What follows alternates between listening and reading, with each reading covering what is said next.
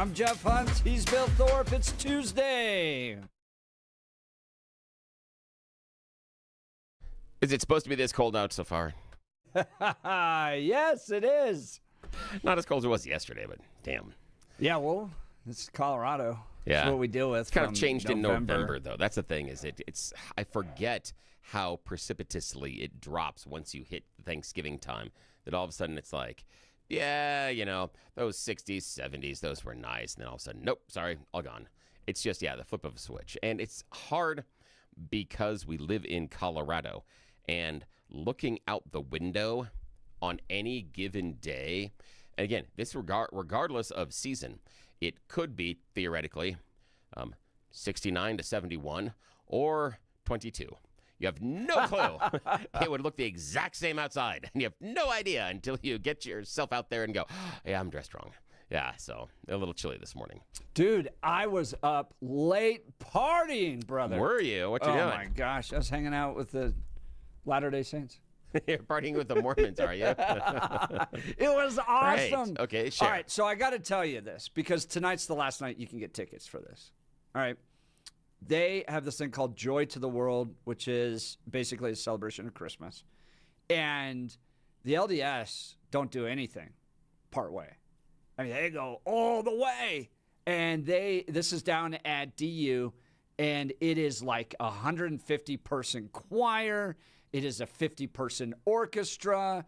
They have this violinist named Jenny Oaks Baker. Yeah. Okay? And she is remarkable, incredibly talented, okay? And then you've got ballet dancers, you've got tap dancers. It is a whole show, totally family-friendly, lots of kids, lots of family. Well, it's Mormons. That's what they do. They have kids, build big families. That's why we love them. And they did a fantastic job. I had a wonderful time last night. Oh, how fun. Oh, that's nice. Okay, so Jenny Oaks Baker is her name, right? Jenny Oaks Baker, okay. She's the violinist. She's like, you know, center stage, big lights, sparkly dress, and she's just with the violin, and it is so entertaining and awesome.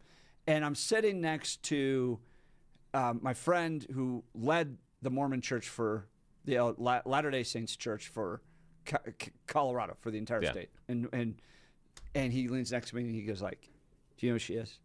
I'm like, no, she's amazing, very talented. She's the daughter of the new president of the church. Oh, wow. It's be like the Pope's daughter. Oh, that's neat. Except you guys don't have, no. The Popes don't build families. No, but that's what it would be like. That's cool. And so, dude, it's amazing. You can still get tickets tonight, and it's absolutely worth it. You will have a wonderful time. So they as far as violin, traditional, modern, what you do? Just curious. I don't know the difference. Oh, okay. Okay. It's just a violin with lots of different songs, but what would be the difference between traditional and modern? It would be selections, song selections, presentation, notes, accompaniment. It's the ideas. Are you going to listen to something that's more symphonic versus something out of Haley Steinfeld, who you probably don't know, but she is a pop star that plays the violin. Oh, yeah. Yeah. It's kind of all of it. Oh, I mean, you have the traditional Christmas songs, but then, man, they start tearing it up. Yeah. And the energy just pushes. And yeah, I'm curious, based on her age, what she'd do and where her selections are. It's just, I'd probably say mid-40s. The musicology side of it. Yeah. So, I'm just curious, what her inspirations are and what she pulls from her set list. That'd be interesting. Go to jennyoaksbaker.com. Jenny, Jenny, Oaks, Oaks, Baker, Baker.com. You can see the daughter of the head of the Church of Latter-day Saints. Nice. Like rock out. And then the choir, it's like being at the tabernacle. It's like they brought the Tabernacle Choir to Denver. Oh, wow, that's neat. Amazing. Oh, how wonderful. So it was a lot of fun. Tonight's the last night. So if you want to go, it's at DU. It's at the Newman Center, I think is what it's called there, off of University Boulevard. But beautiful facility, great event. Just go. It's a ton of. This is the last night, so you got to take advantage of it. So. Great night. We've got a lot to cover today. My goodness. You want to go take some shots in Breck, Bill? On a shot ski? Have you ever done a shot ski? Yes. I've never done a shot ski. It's been years, before. years. It's been years. It's like mid-20s, Bill. Yeah, that's when we're doing that one. All right, they need 1,400 people. They're trying to break a world record. We'll talk about that coming up here. And Bill's been a part of world record breaking attempts. Attempts. That's the key word there. Attempts. I'm interested to hear about it. Golden's and Golden. We'll be making some changes. We'll give you the updates on that. Is John Hickenlooper too old? Interesting video. It was a little interesting is the best way to describe it, because what you think is watching a grandfather with his grandson is, nope, John with his boy. That's a big age difference. John Hickenlooper in the realm of Robert De Niro, having kids in his 70s, which is wild. We'll talk about that. And what has John Hickenlooper done for you? Dude has been in elected office for a long time. You ready to hand him another 6 years as a U.S. Senator?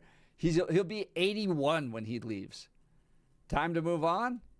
Some in the Democrat Socialists of America think so. We'll get to that in the 7 o'clock hour. Kristi Noem, looking for a wide sweeping travel ban. We'll talk to that in the 8 o'clock hour. And then we're going to make some news. Representative Ron Weinberg addressing some of the allegations about campaign finance violations. He's going to talk to us directly, take those head on in the 9 o'clock hour. That is going to be a fascinating conversation. We have so much to talk about. Now it's time for news and comment with Blake Olson. Blake Olson. Blake Olson, news and comment.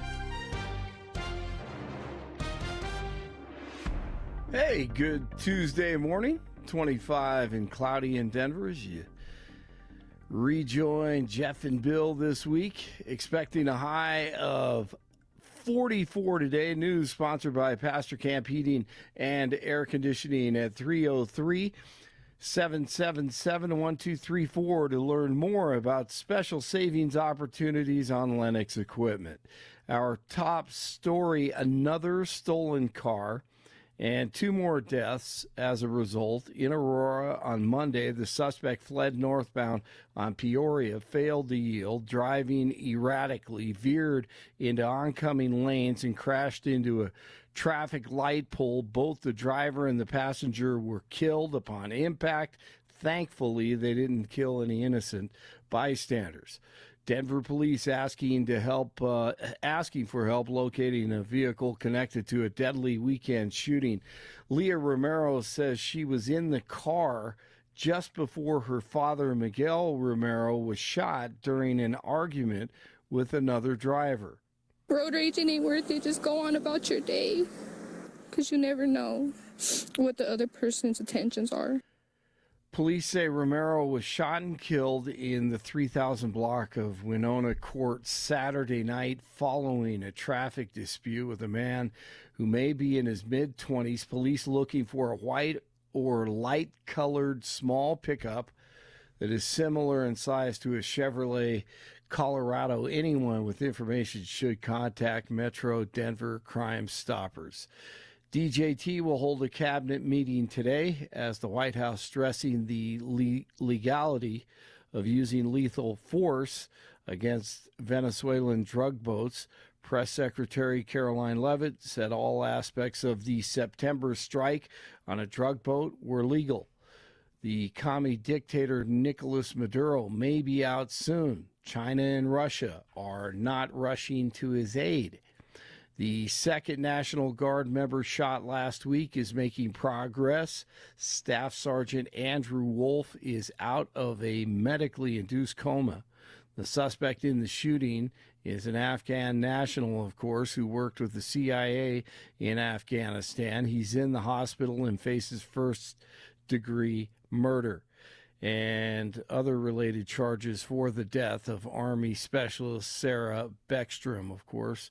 And Democrats trying to ride their blue wave as voters head to the poll today in the latest off-year election, Tennessee special House election between Democrat Afton Bain, one of the biggest double-talking, America-hating, and Tennessee-hating persons I've ever heard, and Republican Matt Van Epps, unexpectedly turned into a tight race according to the latest polls.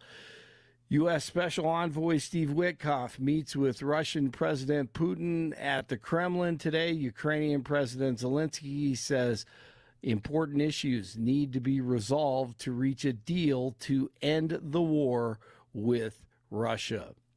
The Patriots have won 10 straight after a 33-15 win over the Giants last night on Monday Night Football. The Pats are 11-2. Lane Kiffin, formally introduced as LSU's new head football coach on Monday. He led Ole Miss to an 11-1 record, but he really wanted to coach Ole Miss in the playoffs. Sorry about that. That would not have been a good idea. And great move by Ole Miss, by the way. CSU formally introduced Jim Mora Jr. as their new head coach in Fort Collins. Mavericks beat the Nuggets last night, 131-121. Canucks at the Avalanche tonight at 7. It's 23 in Lakewood, 24 in Englewood, 25 in Denver. You are waking up with Jeff and Bill. Blake, Yes. did you listen? Oh, of course. The Red Crane! It's the Red Crane of French tranny control in Delaware. Absolutely. Also, you listened to the whole thing. Catch everybody else up. You listened to the whole entire thing. We took a divergence here. Catch up everybody on what the subject is, please. Candace Owens. Candace Owens' latest. It was good. Oh, come on! It was really informational. I thought it was great. She's doing. I mean, that is what investigative reporting is all about. Blake, okay, you could do that on anything. You could Good. Let's do it. Okay, all right. Let's so she do takes it. a map I don't have out. the time. She takes a map out and is like, the trannies control. Was it Dover, Delaware? Where's it? With Delaware Wilmington. somewhere. Wilmington. Okay. Yeah. She's like I the listened French. closely. The French and the trannies own Wilmington, Delaware, and she takes out a map and she's like, on this corner is this church that supports LGBTQ, and then 5 blocks down to the left is a theater that does trans stuff once a month, and then over here is a store or a company that donates to trans, and she kind of does. Like, you could do that with anything. You could do that with any group of people. Lay out a map. You could be like, here's blonde Swedish people that own this business. And then 5 blocks down, there's in a North Swedish Dakota or church. Minnesota. I mean, you could do that with any group. What did you get out of yesterday's podcast with Candace Owens? I got that the FBI has not contacted her. Yes, and neither the president, and she lost her mind over it. Counterintelligence did contact her. Let's see. The journalist in France supports her. The credible journalist in France. I forgot his name. But I thought it was very interesting. I learned a lot about Wilmington, Delaware.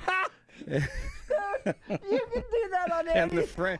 and the French influence. And the DuPonts. Now the Absolutely. DuPonts, Bill, are involved with this. The freaky French.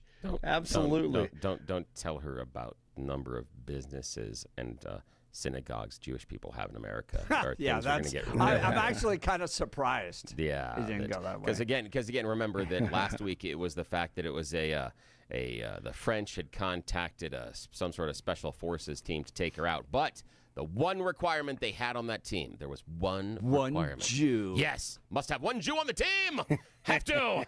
Yes. So yeah. So when she thinks that the assassin that requested that had one special request to put the Jew on the team. Now yeah, wait a minute. She said an Israeli. That doesn't necessarily mean it's a Jew, though. Sure. In her Could mind, be sure. an Israeli In her citizen. mind, yeah. In her mind, sure. Okay. Right. Yeah. No. No, that's not what she was saying. I thought there was and maybe I'll play it next hour or sometime this morning. She had a good little message. Patrick Bet David, one of the co-hosts on there, was saying she has no credibility because she really doesn't have a lot of famous friends. I thought that was a great part of the show. I thought it was very good. And I just don't know what I even better. learned after the fact. That there's think you French learned- and I think you learned- LGBTQ in Wilmington, but you could do that. That's everywhere. No, I hear you. I mean, she's trying to connect the dots, and she is connecting a lot of the dots. She is. I mean, if I mean, you may not think so. I think she is. So I think to this point, and I've listened to a lot of her podcasts, there's still only one shooter. And there's going to be a trial to one shooter. And the that's FBI what I did learn. That's is- what I did learn. Go ahead. Okay, you reminded me of this. Why hasn't his Tyler Robinson's attorney contacted her? Because Because he wants to put on a credible defense. you think he would lose all credibility if he was contacting her? I do. I think he's going to walk into La La Land if he starts to know. I walk think in with Candace Owens' defense. I think that's I think that's a pretty good point. Here's the question. Here's the question we got to ask, and let's take this entire conversation and pick it up and put it in another conversation that we've had on this show a number of times. Let's talk about election conspiracies and Tina Peters. The fact that there are a bunch of people listening to this show that think that Tina Peters absolutely has proof of a stolen election and nasty things done by Dominion because of her reports that are completely and totally crap. But they believe that. Now, when Fox News faced an enormous defamation suit, did they contact Tina Peters? The high-profile Fox lawyers, we know they also had a knockdown, drag-out investigative team because they want out of this lawsuit. And in defamation law, the number one golden ticket to freedom out of a lawsuit is you're telling the truth. If Tina Peters was telling the truth, she would have been example number one for Fox News, because then they justify that it is not only truth, but also a news story. Yet they never went and contacted her. They knew she existed. Those high-priced lawyers are well aware of Tina Peters, and they are well aware of what she offered because they would have at least pulled the thread to figure out if it was credible. Same thing here with the Charlie Kirk shooter. That defense lawyer wants to put on the absolute best defense possible. If Candace Owens offered any sort of lifeline, she would be brought in, so would her team. The fact that she hasn't been contacted tells you exactly how much she has, which is zero. Just like Tina Peters. Fox News would not have left Tina Peters' stuff out in the wild if it would have proven Fox was telling the truth. Same thing here. If it proves that the shooter isn't the shooter, he's the best damn defense attorney on the planet. He gets to write his check anywhere. He becomes one of the best and most in-demand defense attorneys in America. There's no way he passes on any sort of credible information from Candace Owens, not just because of the defense, but because of what it means to his career. The fact that he hasn't tells you everything. Just like with Tina, tells you everything you need to know. It's not a matter of why haven't they contacted. You got to ask, why haven't they contacted? And then draw the conclusion from there. That's what you got to do. I've asked that question, and I come to a different conclusion. But How? there's How would you still come to a time. different conclusion? Well, because if she had any 'Cause it's credible a information, conspiracy. if she had any credible information, why isn't it being used by those people that could benefit from it the most? I don't know. I think she's come up with a lot of what's the word? Not nuggets. A few things that they could use in his defense. Only if you believe her narrative. And if True. her narrative Absolutely. doesn't hold up, then her nuggets are worthless. And that's kind of the idea, that Tina is of value if you believe that her nuggets have any validity at all. And they've been investigated, and they don't. And it's not a matter of here in the state or anybody else. Fox News. You're telling me they want to pay, and this is the issue. They would not have written a check for $800 million if they had any other way to avoid it. Plus, if they prove the election stolen narrative, they become the dominant news gathering organization on the planet. They crush ABC, NBC, CBS, everybody else is done. Same thing with this defense lawyer. If he is able to prove this is the wrong guy, when we allegedly have video of him, dude is the #1 defense attorney in America. He just says, I don't need 7 figures. You got to start with me with 8. Maybe we'll talk about 9 figures for my retainer. That's where he is. So if she had anything, he takes it because of what it means for his career. Blake, what do you think of the MK Ultra connection? I think it's real. Oh, come on. The idea that Brigitte Macron is an MK Ultra operative? Hey, look.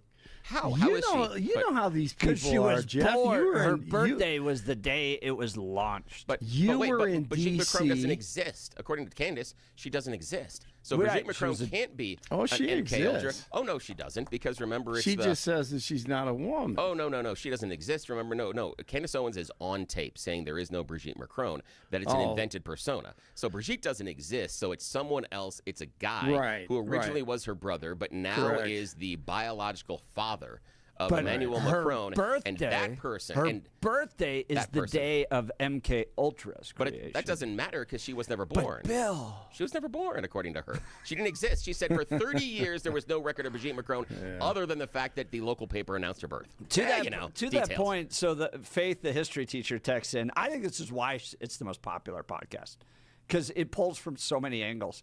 Faith, the history teacher, says, as someone left of center, I thoroughly love listening to Candace because she's making MAGA look so utterly stupid. It gives me a great laugh, and to think I would not have ever listened had it not been for our show talking about it. That's funny. I think there's That's a really lot funny. of people that listen to it just because it's kind of like a slow motion train wreck happening. I mean, every show is like a venture into La La Land that you could never, in your wildest dreams, expect to be in. Like when I started yesterday, Blake, and was like, okay, we're going to sit down and listen. Oh, we're going to go through the property records of Wilmington, Delaware to review the French tranny connection. Yes, bro, absolutely. The reason why people listen is because you're like, I'm going to end What's up in a wrong with place that? I could have never imagined. Is it relevant to anything in reality? Nope. But it sure is interesting to go down this weird road. That's why I think a lot of people like to listen to it. Look, you lived in D.C. for what, 5 years? Yeah, 6 years. Okay. You have to admit, I mean, this is a completely different world than you, Billy, and I are used to, right? I mean, you witnessed it. You saw it. Sort of. The- but I mean, a lot of honestly, these- Capitol Hill is made up of a bunch of drunk people. Exactly. So These the people idea that are it's like a big freaks. conspiracy happening, No, they're not I'm just that saying smart. that there's so much demented behavior and Correct. just freakish, just outlandish garbage. I remember the first rich family, really wealthy family that I was ever around as a kid. And I'm like going, what in the hell is going on? You know, in my mind, I'm like, this is so odd.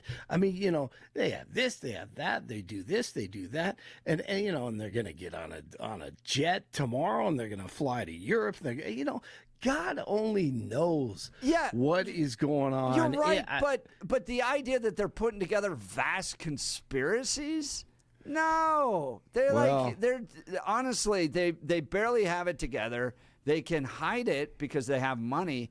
But to jump to that next level with Egyptian planes, Israeli special forces, the training to of the admit it's kinda French weird. Legion in California, like where she went, you're just like, dude, what? Like you just end up in such weird places. and I'll be back today. Yes, And so will you. And so will Faith, the history teacher. She writes, That's it's right, totally Faith. her new guilty Faith. pleasure. There- And I hey. think that's where a lot of the listeners come from, because it's just like we are going to a whole new place today. Like Yep. what fantasy Alice in Wonderland It is kind of like rabbit Mr. hole Rogers are you going to end up in today? Won't you be mine? Won't you be mine? Well, have that theme song. You know, you get on the land of make believe. But I love it. I think there are a lot of credible things in there. So I love the accountability. So, you know, investigative reporting, I love it. And I'll try to have more this morning for you. All right, you're waking up with Jeff and Billy. Blake Olson, News Talk, 710 KNUS. Your 710 5-day forecast will have fair skies starting off our Tuesday with morning temperatures around the middle and upper 20s. With some daytime sunshine, we'll get to the upper 40s, but Tuesday night expect developing snow, which could be light to moderate along the Denver metro, especially south. Tuesday night into Wednesday. Lows going to be mid-20s with highs upper 20s, low 30s Wednesday afternoon. Snow will taper to scattered showers with clearing skies mid-teens Wednesday night. Meteorologist Don Watzel in the 710 KNUS Weather Center.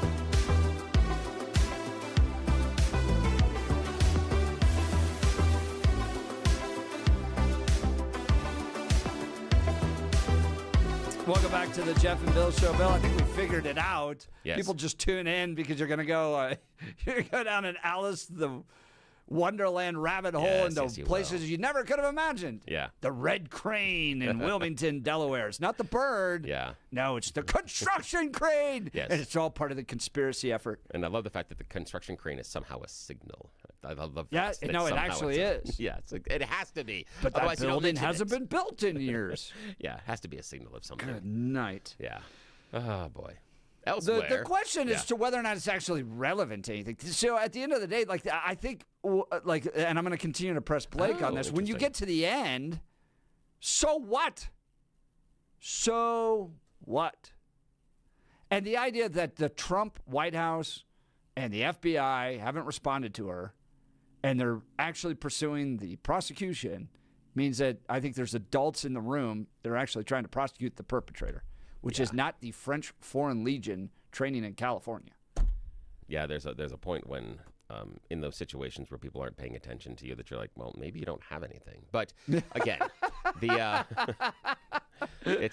But does it make money, Bill? Yeah, does it make money? That is kind of the thing. Does it make money? That is kind of the bottom line, because she wouldn't be doing this if she wasn't making money off of it, if they weren't getting the views and weren't getting the traction and people weren't buying the products.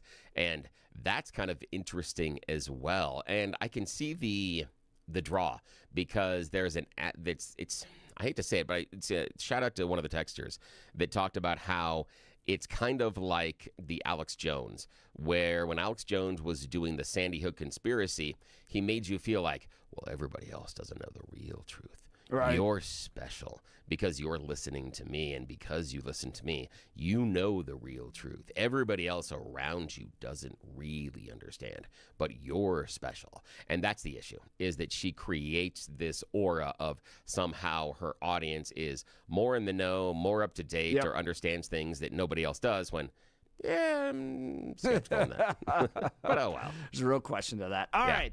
Well, speaking of good times, Bill, up in Breck, they need 1,420 people. 1,420 people needed to break an unofficial world record in Breckenridge. What is this all about, and how can you be a part of it? We'll get to that in a minute. Let's talk Dan Caplis Law. Dan suggests you should choose a lawyer who shares your values because who you choose to represent you in an injury case says a lot about you to everyone involved in the case. Dan Caplis, the son of a police officer and a former seminarian. He's dedicated the last 40 years of his life to helping people who are hurt in serious motor vehicle crashes.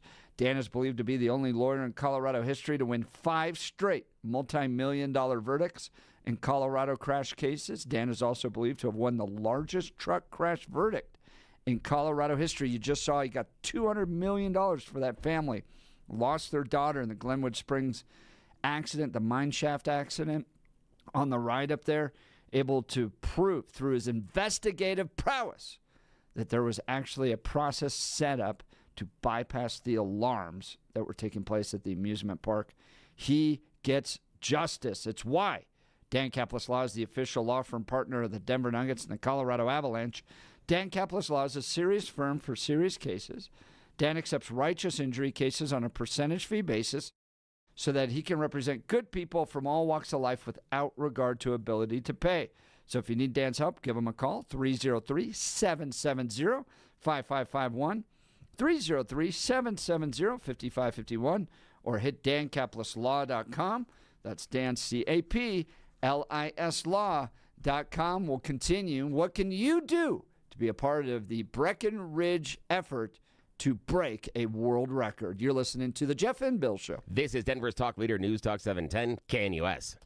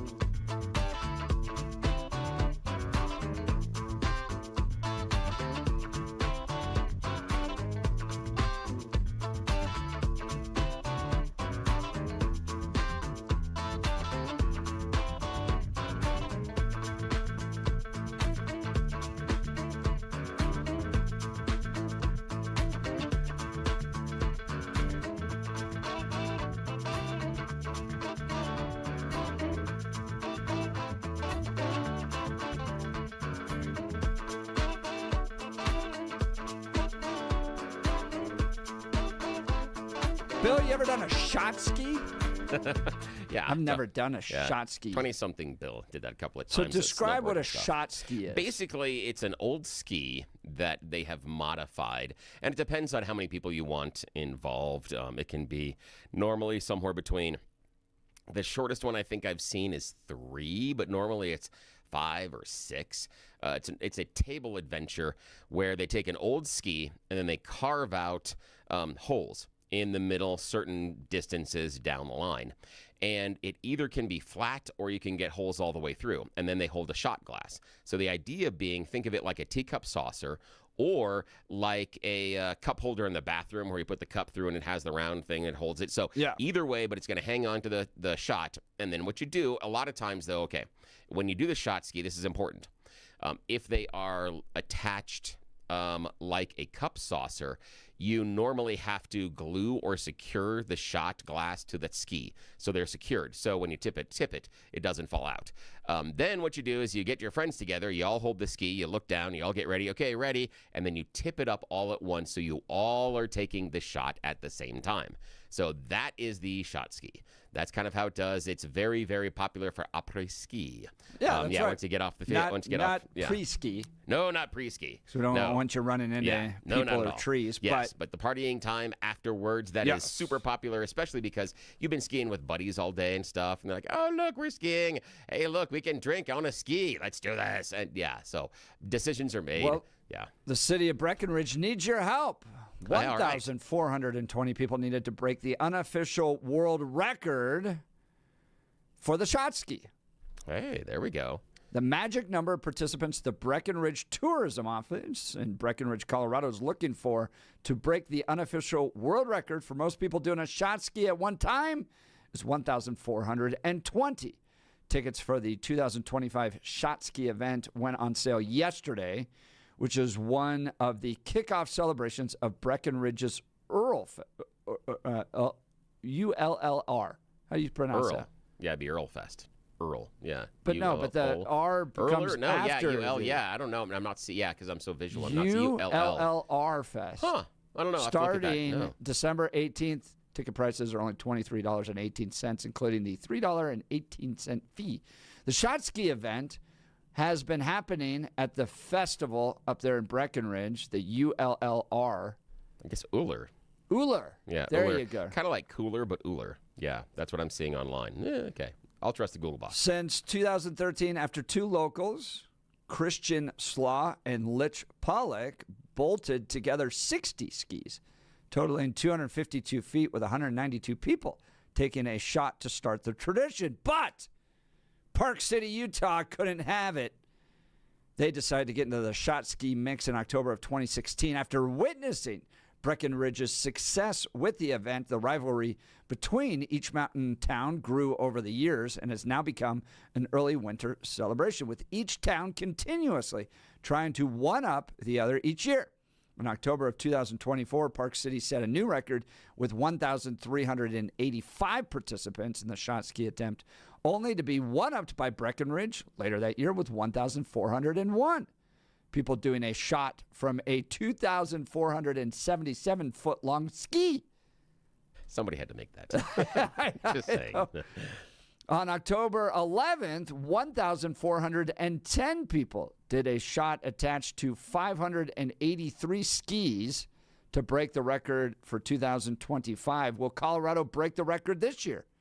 To be included in the shot ski, Breckenridge Distillery and the Breckenridge Mountain Rotary are hosting the event on December 18th in their quest to defend the title of unofficial world record for longest shot ski. And then they have a list of things you need to know. You need to buy a ticket. You got to get a wristband, check IDs, all that stuff. Wow. But December 18th, go up there. Now, Bill, you've been a part of some efforts to break world records. Strangely enough, radio station efforts to break Guinness Book of World Records. And both times they ended up in failure. We were hoping that we could do it, but the crowd sizes just weren't going to be there. And basically, it had to do with, the host had to do a certain activity within a time frame, and there were two different events that we had to do. And Didn't make it. It was basically on number of people hugged in an hour, I think is what it was. And didn't get it. Got close one time, didn't get close the other time. And my job was to prep the huggies in the line. So it was the idea of this is what we're doing. Understand that we got to do this. You've got this much time. No small talk. Everything else, we're trying to do this because you're going to be part of the world record, right? Yes, I am. Okay. So that's what I did is I worked the line to prep people on exactly how they were going to be hugging. This is for, actually, I guess, he's still on Slacker. It's still on the air over at Alice. It was Slacker and Steve's show years ago. World's largest It was simultaneous it was most hugs given in an hour. Is what it was. Okay. Yeah, so you had a time frame, and there was a timekeeper, and we had a couple events in town, and so we did it and missed it both times. There was one that was pretty close. Yeah. Second one, not so much, because everybody that showed up the first time that we didn't break it, they didn't return. So oddly enough, they're like, well, you didn't manage the first time. We're going to help you out the second time. So, didn't help. So the lesson there is you got to get it the first time. Otherwise, you really got it. People aren't going to take No. the most valuable asset they have, which is their time. Yeah, and Come out and do it again. So you've got to make sure that you get that over the hump the first time. I like the idea of selling the tickets, but again, selling tickets doesn't mean people are going to show. That's the other part is you always have about 10% or so no-shows. So that's going to be kind of the issue as well. So we'll have to see. Good luck to them. I hope so. Hope it goes better than a huggy thing. But yeah. I'll post a link on my X account if you want to go be a part of it. And it still looks like tickets are available. There you go. You could still be a record holder. There we go. You can still be a part of the record-breaking effort. Can you put that on your LinkedIn? I think you should be able to. You don't have to say what it is. Just say I'm a Guinness World Record holder. That's it. Well, No more speaking skating. of changes, Golden's and Golden event announcing changes to ease the crowds up there. Have you seen this event? No, Like not this at all. thing blows up on social media every year. Yeah. All right, in February, everybody gets their golden retriever and heads up to Golden for like a 2-hour party. That's And cute. it's gotten huge. Too big, actually. So now they're going to double the length of the time they're up there. No longer from 11 a.m. to 1 p.m. You can now go from 9 a.m. to 1 p.m. because it's gotten so big that they have to deal with all the traffic chaos Oh, that's kind of up funny. there, where you take your Golden That's funny. to Golden Retriever up to Golden. Then I what do you think do? it's in February. There's got It's to be like some just- sort of an event. You like let some the sort of a doggies park all or- love each other. But is it like in a large dog park or is it like in a large It's like park they you wander take over around, the or- entire town. Oh, okay. Goldens in Golden, leashed friendly Golden Retrievers. That's important. Yeah. I'm going to. Can't have unleashed. But since 2019, leashed friendly and trained Golden Retrievers and their humans have gathered in downtown Golden for a celebration of this dog breed, which is like the most smartest idea. Like whoever came up with this was brilliant. Very smart. Hope everybody Right. brings their dog poo bags. Otherwise, I'm taking that day off if I'm like the janitorial services in Golden. No. It's February 7th. It's now going to run from 9 a.m. to 1 p.m. I was listening to Nate, the comedian. I forget his last name. Bag something. But he was talking about the terror you have when you walk your dog and you run out of the dog bags. Yeah, that's awful. And they have to go to the bathroom. Oh, yeah, I know that one. There's some times that my You're dog like, I'm is like, going to jail. oh, yeah, there's sometimes the dog is double dropped on me, and you're like, hey, this is not the agreement. I had one bag when we left the house. That is not cool. That is not. Yeah, that's not at all. No. And my dog has this thing about making sure that it's the right place to poop. That it's got to be the right place when we're on a walk, which means that if she's sniffing in one area and this could be it, but it's not the right place, maybe 3 feet this way, and then we'll go over there and sniff for a while. This just doesn't smell right, and I don't like the way the grass feels under my paws. So then we're gonna go 5 feet further. The entire time she's doing kind of not necessarily squatting, but you can tell. And then she's like, maybe. No, don't like the wind. Don't like the wind. Here, we got to walk another 5 feet. And so you're like, just come on. Yeah, that's my experience with my dog so many times. I'm like, really? This is what? Oh, fine. Nate Bargatze. Thank you, Kathy and Aurora. We always have the best listeners. Yeah, we do. All right. Jason in Denver saying, Billy, you were a hug fluffier. Oh, that's uncalled for this early in the morning. But hilarious. I have no idea what they're talking about. Good. And that is just going to be a joke between Jason and I and the rest of the audience. I like that one, Jason. But wow, that's early. Good job. We got YouTube's that is coming up. Plus, John Hickenlooper. He'll be 81 if you elect him again to another term before he wraps up. Is he too old to represent Colorado? Come on, where are all those young socialists? Or could he Primary be him. president? Oh. Yeah, maybe. John Hickenlooper president? Well, we got an 80-year-old right now. Why not? Oh, yeah, that is. Yeah, They seem a lot good. different. They seem a lot different. All right, Same. we'll debate that next. You're listening to The Jeff and Bill Show. This is Denver's Talk Leader, News Talk 710 KNUS.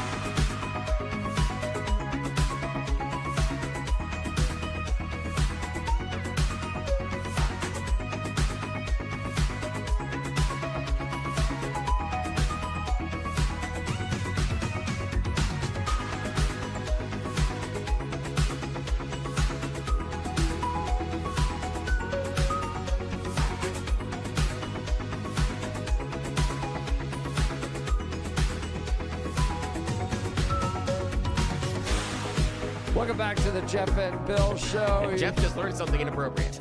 Well, yeah, you guys, you Jason and Bill, Yeah. There's times where the Mike Pence side of me just comes Yes, out. it does. Where I'm like, Yeah. I don't know what you're talking about. Yes. And apparently I am embarrassing myself without even knowing it. No. It's the thing is, it's embarrassing the fact that we know. That's the embarrassing part, not that you don't. It's the fact that we do. Yeah. That's it. Yeah. It's the idea that, okay, at one point, I'm just going to take a moment No, here. we're not going to describe this after not at what all. you told me. No, not at all. Okay. We're not going to describe it. Not in the least. But I want to tell you, there are moments in which, ignorance is necessarily bliss. And there's a point where we walked into the bathroom when the kids were younger, and there was urine on the floor as if someone had not even bothered to go into the toilet. They had decided that maybe the wire toilet, the trash can was the better place to do the toilet. So my wife at dinner asked, "Hey, which of you know where we shouldn't go potty? Where should we not go potty?" And one kid, arm shot up immediately. "Not in the trash can." Aha! We have found the person. The rest of the kids, blissfully ignorant. That's what you were. That is exactly it.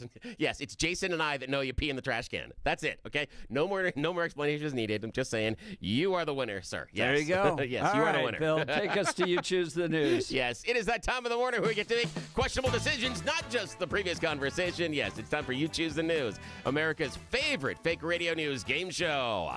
How do we do it? Well, I've gathered these really weird stories from the interwebs. Took me moments this morning, and I gave them even more ridiculous headlines so that we can play this fake radio news game show because those in charge are not awake at this hour. And when Jeff and I are left unsupervised, well, according to the previous conversation, some of us did some things, some of us did other things. I'm just saying that there's a lot of judgment on me this morning. Yeah, probably needed it. Okay, now, here's the deal. Blake Olson joins us from the news department. Jeff is in the studio. And gentlemen, here are your choices for headlines this morning. Headline number 1, morbid chain of events. Headline number 2, beautiful reminder. Headline number 3, keys to victory. And headline number 4, slowing crisis. Mr. Hunt, your choice. Keys to victory, please. Yes, keys to victory. That's always important when you are in an election. What could the keys to victory be? Well, if you were part of the International Association for Cryptologic Research and you recently voted in their new election for people to run the organization, well, you're going to have to wait a while for the results. See, they used all electronic voting systems and all the results were encrypted, because those dirty, dirty hackers. One of the people that had the encrypted key lost it, and they can't get to the results. Yeah, so the human lost the decrypt key, and so they can't get to the results of the election that were encrypted to prevent hacking. And they can't hack in to get them because, well, we just covered that already. Yes, now they're going to have to rerun the election and add new safeguards to stop similar mistakes of people losing stuff. So I don't know what they're going to do yet.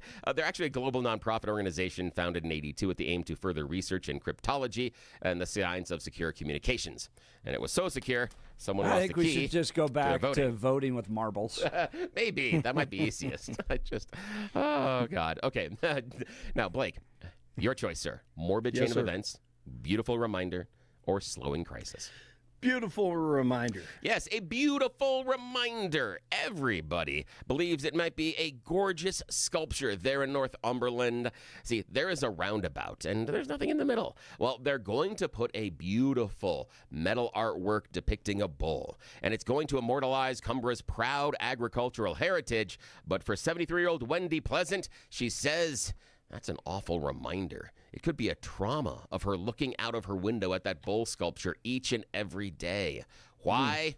Well, back in 2020, her partner, Malcolm Flynn, was attacked by a herd of cows and bulls and trampled right there at that spot. Yes, where the roundabout was. Goodness. Yes. So the town council is considering putting an unrelated bull sculpture at the location where her husband was trampled to death. No. And she can see it out of her window. That would bring back tragic memories. Yeah, again, I'm of two minds on this one because it's not really saying, hey, look what the bulls did here, but it's something else. But I get it. That I one understand. lady, it sure is. Yeah, I know. I get it. No doubt. Yeah, that's a tough one, but yeah. That is. So we'll have to see. I'll keep you up to date on what happens there. Jeff, final choice this morning. Stampede. Morbid chain of events or slowing crisis? Slowing crisis. Yeah, this is a very slow crisis, but more than $100,000 worth of snails have been stolen from a French snail farmer earlier this week. Yes, the escargot has escargot. It's leaving the supplier. Thank you. Leaving the supplier You've been waiting for that one. Yeah, thank you. Oh, I was waiting for that. Leaving the supplier to scramble and replenish its stock just in time for the holiday season. This family business sells around 350,000 snails annually. The holiday season is their biggest time to make the profit. But overnight from Sunday into Monday, thieves entered the farm undetected, broke into the buildings housing the snails, and took them. Jars, fresh, frozen, all of them gone. Images from the theft shows refrigerators almost totally empty. They are saying, though, some of those snails weren't cleaned, so if they're not basically prepared properly, could be awful. In all, the thieves got away with over 900 pounds of snails. Wow. Yum. You guys snails fans? 900 Yeah. pounds. I don't know. I've never had them before. No, me either. Have you? No? Yeah. Blake? I've had them, No. but no. I'm sorry. To me, No interest. it tastes like eating a booger, kind of, sort of. That thing, because they're just it's like going and sucking down someone else's mucus like off their one. nose. So let's do this. Snail, Brigitte Macron, There's got to be a connection. That's it. That's Indian DuPont juice family. news. They're you all go. there. It's all connected, telling It is. people. It is. And the red crane. Yes. Yeah. John Hickenlooper's too old. We'll talk about it next. You're listening to Jeff and Bill. 710 CAN US.